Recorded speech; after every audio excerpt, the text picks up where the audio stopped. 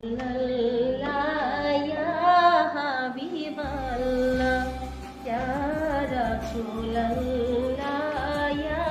হাবিবাল্লাহ পাই যদি নবী গো আপনার দিদার পাই যদি নবী গো আপনার দিদার মওয়াতের যাতনা থাকিবে না আমার দয়া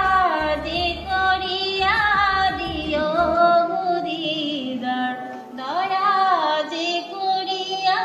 দিও গো দিদার ইয়া রাসূলাল্লাহ